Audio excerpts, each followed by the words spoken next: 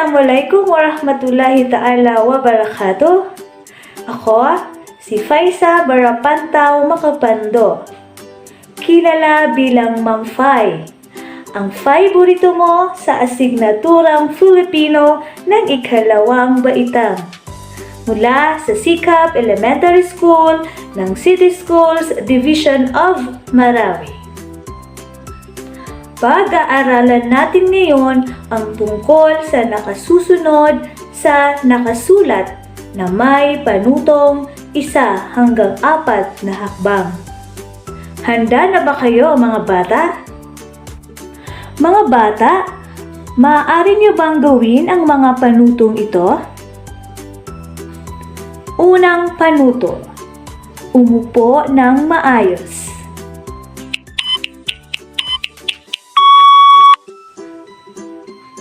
Ikalawang panuto, ihanda ang lapis at kwaderno.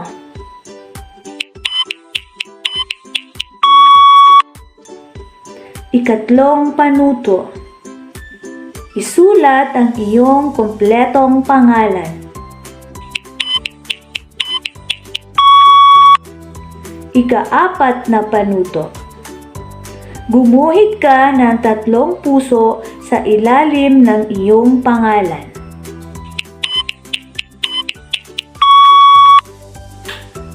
Ika-5 panuto, kuhanan ito ng larawan at ipadala sa iyong guro.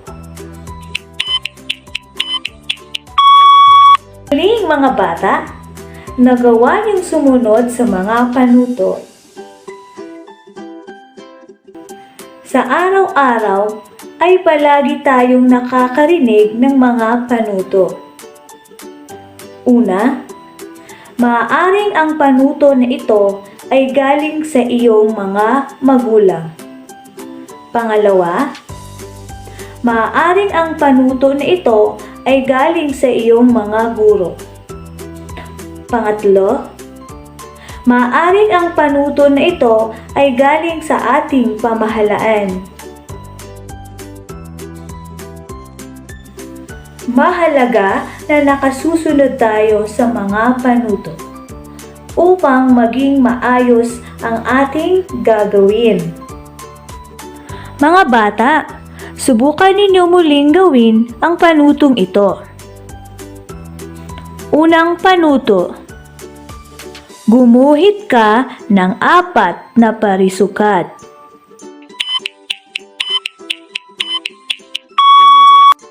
Pangalawang panuto, sa bawat parisukat ay isulat mo sa loob ang pangalan ng iyong kaklase. Tig 1 pangalan bawat parisukat.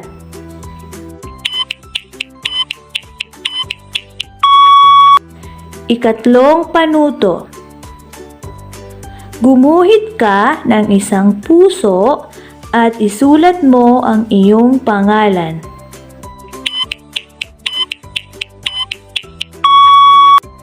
Ika-4 na panuto, kuhanan ito ng larawan at ipadala sa iyong guro.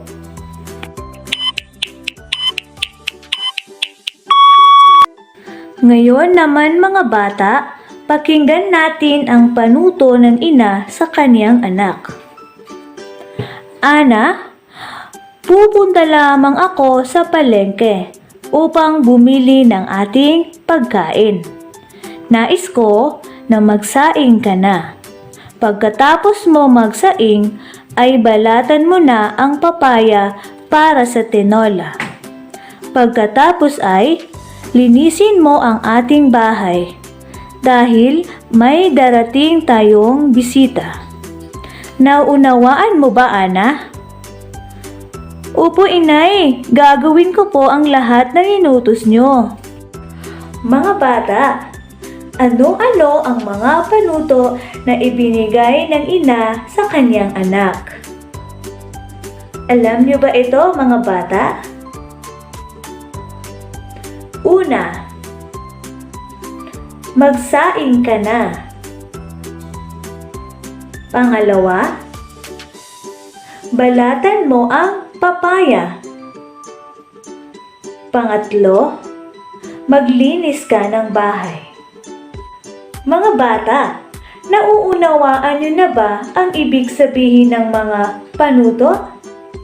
Magaling! Mga bata, pakinggan naman natin ang panuto ng ama sa kanyang anak. Handa na ba kayo makinig, mga bata? Magaling! Abdul, pumunta ka sa bahay ng iyong Tiyo Ahmad. Kunin mo ang isang piling ng saging na ibinigay niya. Pagkatapos ay, dumaan ka sa bahay ng iyong tiya Aisa at ibigay mo ang kalahating piling ng saging. Pagkatapos ay, umuwi ka kaagad ng bahay. Nauunawaan mo ba, Abdul? Opo, itay. Ano-ano ang mga panuto na ibinigay ng ama sa kaniyang anak? Kung kayo ay nakinig, mga bata, ito ay inyong masasagot. Unang panuto. Pumunta ka sa bahay ng iyong Tiyo Ahmad. Ikalawang panuto. Kunin mo ang isang piling ng saging. Ikatlong panuto. Dumaan ka sa bahay ng iyong tiya Aisa. Ikaapat na panuto.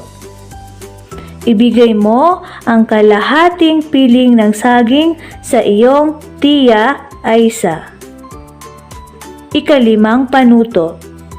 Umuwi ka kaagad ng bahay. Mga bata, iyan ang mga panuto na ibinigay ng kaniyang ama sa kaniyang anak. Sa tingin nyo, nasunod ba ito ni Ahmad? Tama! Ang lahat ng mga panutong binigay ng kaniyang ama ay kaniyang nasunod. Ang galing-galing ni Ahmad, diba? Mga bata, nauunawaan niyo na ba ang ibig sabihin ng mga panuto? Magaling! Ngayon naman ay magsusulit na tayo.